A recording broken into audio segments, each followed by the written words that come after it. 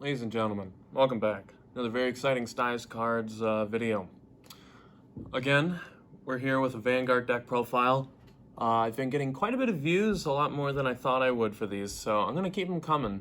There's not that many people that make deck profiles for Vanguard, and if they do, it's usually a video and it's just pictures of the cards.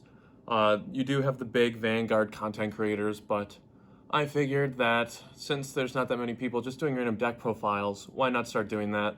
It's been working out, been gaining a couple of subscribers here and there, but also some comments on the videos, which I think is super cool. I love to see that. But yeah, today's deck is going to be Magnolia, your Sylvan Horned Friends. Yes, was set 2. I thought that this was like the best deck.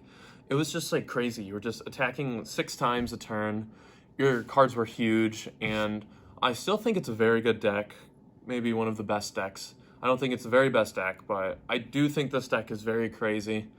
Just the numbers that I can produce, the attacks, the fact that I can just revive 2 rear guards with the order. So yeah, we're gonna get right into this deck profile. I'm pretty excited for it. Super cool deck, super strong deck, and let's get right into it. This is the most anticipated moment of my YouTube career, but finally we have a full SP ride line. And this is a ride line that I am not the biggest fan of, but I love seeing it all SP, so I will continue to play it. I only hit triggers off of these cards. You reveal if it's a unit, call it. For this one, grade 2 or less. For this one, anything. If you do hit like an order, you put into your hand with this one. Otherwise, you just soul charge it. So, yep, they look beautiful. I love how these cards look, especially SP. The cards are absolutely beautiful. So that's it for our ride line.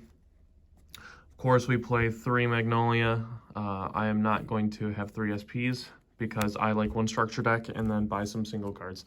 So we like to Persona Ride. Persona Ride is super, super good in this deck just because your whole back row can attack. So always want a Persona Ride. And then I just play one of the Elephant.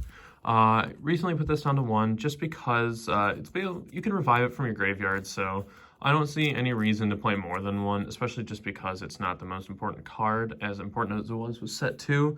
Just attacking from the back row, if there's 3 things in front of it, you soul charge and it gets +5. So pretty okay, pretty okay. Onto the grade 2s. This card is very, very, very, very, very good. It's just on your first turn is grade 3. You can unlock another back row to attack, so that is just so important. It applies so much pressure just because your opponent's on grade 2. You play this, you're attacking twice with twice from your back row, and you're on grade 3. So just having this on your going first, grade 3 for first turn, it is so strong. Next, I do still play 2 of our Triple R from set 1. I do not know how to pronounce his name, so I'm not going to try. He's just the pink boy. When it attacks, counterblast 1, choose one of your other rear guards, it gets power equal to this unit's power. So just from boosting this with like your trigger, you can just apply that power to somewhere else and you just create huge attacks. For the deer, I really like the deer just because it bounces to your hand. I think that's super important, and it does get a little bigger when you play it. So it is kind of a very cool card. And plus, it's just a little bigger guard just because it gets the +5. So I do think that this card is very important at 4. Being able to guard a little more, just having the extra resource in your hand afterwards, and then just being bigger when you play it. Super cool card. And then I played 3 of him. Making the deck, I didn't know how many I wanted to play of him, but I decided on 3. And just because I feel like in certain matchups that the skill that just locks your opponent from guarding with a grade, I think that is so important. Just, you can catch your opponent off guard if they misstep and they play the wrong thing, and you just like heavily punish them. So I'm playing 3 just because if I want it, I can grab it. And then it also just like randomly, like if you use this randomly, like sometimes you just get there, but you really don't want to use it randomly. You're spending a resource, so I think that this card is super important. One of this guy still just gets a little bigger when you attack, so nothing too crazy. Comboed with the Triple R from set 1, it can get to pretty high numbers, so I am a pretty big fan of him. And then my kind of tech, I like one of this card. You do Soul Blast a lot, especially just like running through cards. So being able to like on play Soul Blast 2, I think that's pretty good. I don't hate it. The more I play with it, the more that I will probably hate it, but I do think this card is kind of cool. And if you don't know what it does, if your soul has no cards, you just soul charge 2. So just 1. You can revive it, so if you get it early, just discard it, and then if you get to the point where you need it, just grab it back. And then 2 of our guy that says blah blah blah, 5th attack, put it into the soul, countercharge 1. You know, I haven't tried it too much, but it just does sound really good in theory on the Persona Ride turn. Even not on the Persona Ride turn, you could just have it with your other Sylvanhorn Beast. So countercharging and soul charging in one go is pretty strong.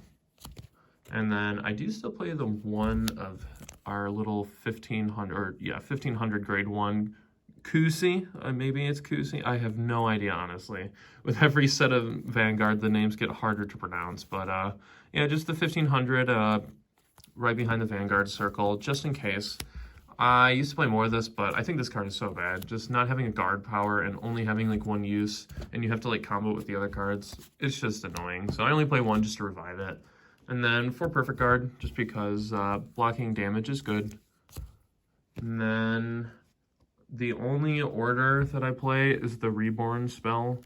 I do think that this is super important, just because there is a lot of removal in cards, just like killing your rear guards and then sending them to prison. So it is so important just to be able to create 2 rear guards just with 1 card and a counterblast. So yeah, I do think this is important. It's also very good because it mills 3, and if you need to see one of those specific cards that you only play a couple of, you can dig deeper to get to one of them. So for this card, I think that is super necessary.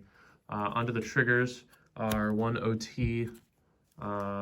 Then I am playing 4 front because I think this deck is very aggressive, and I do actually really like the extra shield on the front, so that made me really want to play it. But yeah, just hitting the front on your first like grade 3 turn or the second can just, that's just 60,000 or sorry, 30,000 more power, 40 if you're doing some silly things. But yeah, so 4 front, 4 heal. I just dropped one of the heals, so I had to pick it up, and it's upside down, so 4 heal. And then the rest are just crits. Here's the deck all laid out. I really do like this deck. I think it is super strong. I said earlier that it could be one of the best decks, if not the best deck, but it's really hard to tell. A couple triggers early game can really just decide the fate of the game, so I feel like we do still need a few more like good sets just to have like an established meta. Because if you look at like winning deck lists, there's still just kind of like everything anywhere. You can play whatever kind of deck you want, and you will still win no matter what you're playing. So I don't think that is entirely true. I think there are decks that are more favored, but you really don't see too many Magnolia decks topping. Or maybe people just don't play this deck, but I do think it is super strong. The only flex spots I feel like are in the deck are the Elephant, but I like the Elephant. I think he's super good. And then these 5 cards right here, you can kind of mess around with what you want to play in those 5 spots, but I do think it's okay to play one-ofs in this deck, just because, like I said, you're milling and you're just playing the deck, so you are going to probably see some of these cards that can come up, and you don't have a side deck in this game, so I do like having the option of playing miscellaneous things just because I can grab them later. In a way, it is kind of like a toolbox deck, but I do not think of this deck as a toolbox deck whatsoever. But I do appreciate anybody that has watched this video. If you made it to the end, that's great. So happy that you are here to support this. I hope you enjoyed it. Hopefully by the next video, I'll have 4 of these. My mail is just, this one TCG play seller is just kind of screwing me on the ball there. But yeah, 3 for now. Have a good one, guys. Appreciate you watching, and just have a safe time.